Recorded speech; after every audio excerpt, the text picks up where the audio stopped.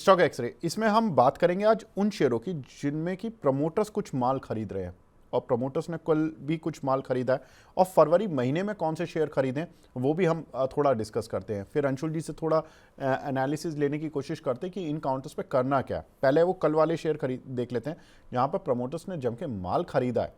तो अब देखिए, पहले एफआईज नहीं लौट रहे थे इंडिया में, फिर प्रमोटरों ने माल बेचना शुरू किया था वो एक समय पर, अब दोनों लौट रहे हैं, एफआईज भी आ रहे हैं, बीच बीच में बाइंग कर रहे हैं, और प्रमोटर्स तो लगातार बाय करते जा रहे हैं। इसीलिए थोड़ा सा मार्केट में मिड कैप स्मॉल कैप संभालने लगे, और ये जितने शेयर हैं HCL टेक को छोड़कर ज़्यादातर mid cap small cap category के हैं। MSP स्टील करीब 17.5 लाख शेयर प्रमोटर्स ने उठाए हैं, IRB इंफ्रा में 15 लाख शेयर उठाए हैं, HCL टेक में करीब 3.5 लाख शेयर उठाए हैं, लाओपाला और डॉलर इंडस्ट्री में करीब लाओपाला में करीब 63,000 और डॉलर इंडस्ट्री में 87,000 शेयर प्रमोटर्स ने उठाए हैं। इसके अलावा प्रमोटर्स ने फरवरी में कहाँ खरीदारी की है, जो मेजर स्टॉक्स आ रहे हैं जहां पर रेगुलरली वो बाय कर रहे हैं, उसमें NCC, Ashapura mind camp, Indus tower, MSP steel में लगभग डेली सा प्रमोटर माल खरीद रहे हैं। आशापुरा माइंड कैम्प में भी ऑन ए ऑल्टरनेट डे या 2-3 दिन में हर दिन में खरीदारी कहीं ना कहीं आ रही है प्रमोटर की। NCC में भी सेम सिचुएशन है। इंडस टावर में तो एक साथ ही वो करोड़ में शेयर उठा कर ले गए। लाओपाला में लगभग, इसमें भी अब पिछले में एक वीक से देख रहा हूं, इसमें भी डेली सी खरीदारी आ रही है। HCL टेक में भी प्रमोटर धीरे धीरे माल खरीद रहे हैं। तो HCL टेक में इतनी बड़ी कंपनी में प्रमोटर का माल खरीदना थोड़ा सा इंटरेस्टिंग रहता है, क्योंकि प्रमोटर माल खरीद रहे हैं, इसका मतलब है कहीं सपोर्ट मिल रहा है शेयर को, कहीं ना कहीं उनको शायद विजिबिलिटी है, शेयर की शायद रिस्पेक्ट बचाने की कोशिश कर रहे हैं। JSL, यहाँ पर भी प्रमोटर ने माल खरीदा अच्छा खासा, यहाँ पर भी रेगुलर बाइंग आ रही है। अंशुल भाई, मैं एक एक करके सारे शेयर्स आपसे डिस्कस करता हूँ। MSP स्टील 32 रुपए का शेयर है, इसमें प्रमोटर लगातार माल खरीदते जा रहे हैं। सर, आपकी कोई राय?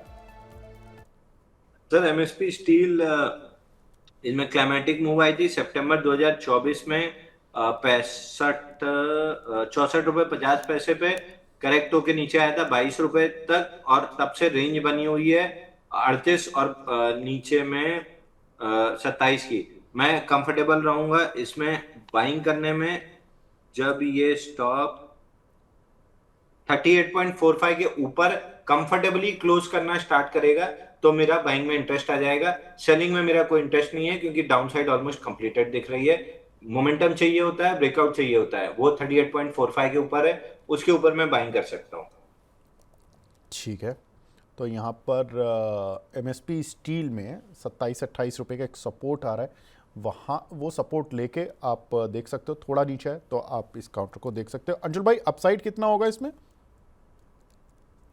अच्छा, 38.45 अगर निकलता है तो कम से कम पहला वीकली स्विंग हाई जो है वो है 48 पे, तो 48 तक जाएगा। मैं 38.50 के पहले नहीं बाई करूंगा, उसके बाद ही बाई करूंगा, और 48 रुपए मेरा पहला टारगेट रहेगा।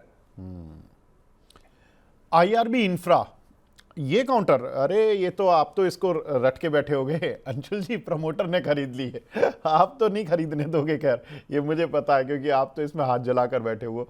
लेकिन मैं फिर भी पूछना चाहता हूं, देखो एक न्यूट्रल उससे बताना कि चार्ट पे कैसा दिख रहा है। आई नो पास्ट एक्सपीरियंस आपका अच्छा नहीं है इस काउंटर के साथ। नहीं सर, मैंने पास्ट एक्सपीरियंस से रिस्क मैनेजमेंट, क्वांटिटी कैलकुलेटर, ये चीजें सीखी हैं। और दूसरी चीज ये सीखी है कि किसी से दिल नहीं लगाना है। तो दिल नहीं लगाए हैं तो प्यार नहीं होता, प्यार नहीं होता तो चिढ़ या नफरत भी नहीं होती। तो IRB मेरे लिए हमेशा न्यूट्रल ही रहा है।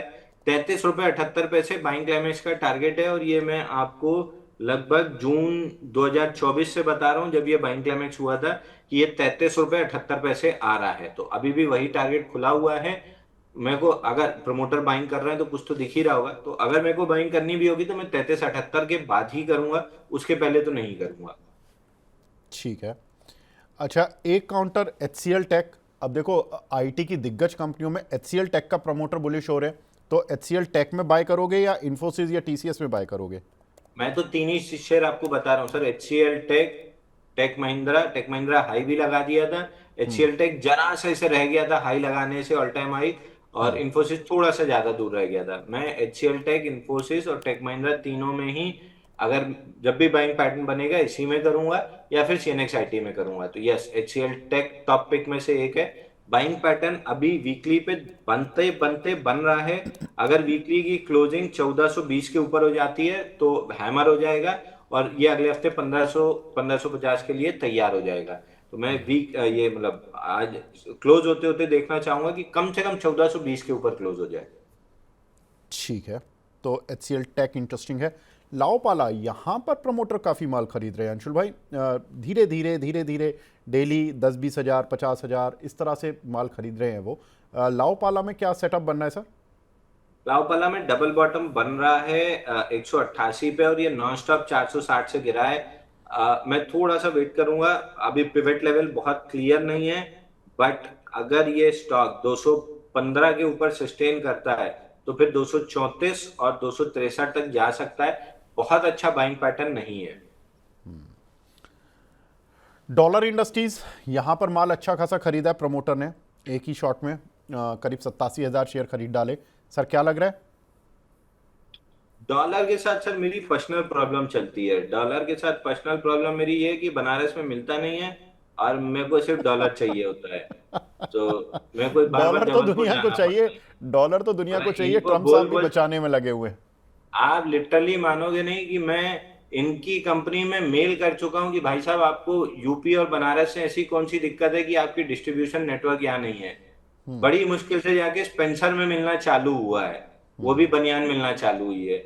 खैर, डॉलर आप देख सकते हैं, डॉलर बहुत बढ़िया चल रहा है। 646 अपर एंड ऑफ द बॉक्स है, 304 lower end of the box है, और ये बॉक्स बनते बनते 215 हफ्ते हो चुके हैं। और बेहतरीन चीज ये है, बॉक्स का लो तोड़ रहा है। अब बॉक्स का लो तोड़ने पे जनरली हम सेल बोलते हैं। बेहतरीन चीज क्यों हो रही है? बॉक्स का लो टूट रहा है, प्रमोटर बाइंग कर रहा है, यानी ये एक सेटअप डेवलप हो रहा है कि जिस दिन बॉक्स के ब्रेकडाउन का फेलियर बना उस दिन हम आंख बंद करके स्टॉक को बाई करना स्टार्ट करेंगे। 460 रुपए पहला टारगेट और 646 बॉक्स हाई दूसरा टारगेट।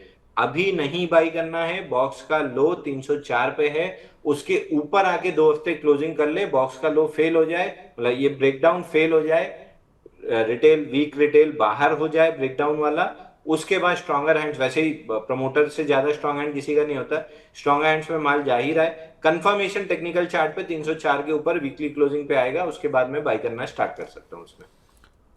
अंशुल भाई बस 2-1 मिनट और लूंगा आपके, फटाफट से एनसीसी और आशापुरा माइंड कैम्प बता दीजिए, यहाँ पर लगातार प्रमोटर माल खरीद रहा है। सर एनसीसी में तो मैं बिल्कुल भी बाइंग नहीं करूंगा, मेरे को अभी और डाउनसाइड दिखती है।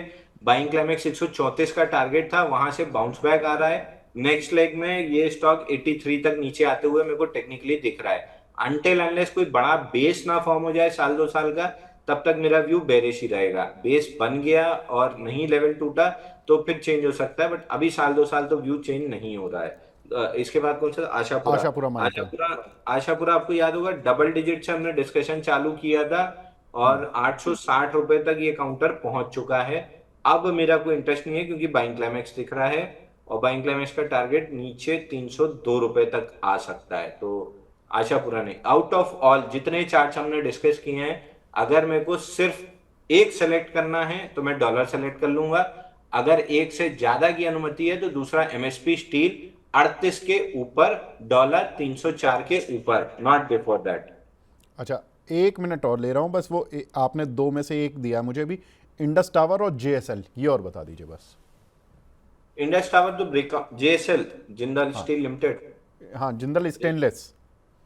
तो सर मैं फिर अभी 1 मिनट रुक जाइए, फिर मैं अपना वापस लेता हूं, क्योंकि अगर मेरे पास ये 2 शेयर हैं तो मैं इंडस टावर पे ब्रेकआउट, आपको याद होगा मैं 400 रुपए से बताते आ रहा हूँ, 480 रुपए तक गया था, ये वापस से 700 रुपए जाएगा। तो I would buy Indus tower और जेएसएल।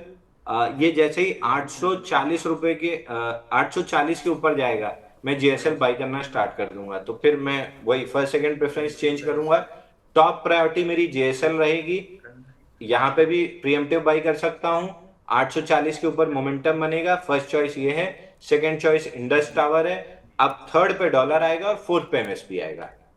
ठीक है, तो ज़्यादातर तो मेटल काउंटर आ गए हैं रडार पर, और फिर एक डॉलर वाली डॉलर इंडस्ट्री जो कि थोड़ा टेक्सटाइल से जुड़ा हुआ शेयर है, यहाँ पर खरीदारी की सलाह। ठीक है अंशुल भाई, बहुत बहुत शुक्रिया सर हमसे जुड़ने के लिए, अपना कीमती समय देने के लिए। वो डिस्क्लेमर मैं चला दूँ या बोलोगे?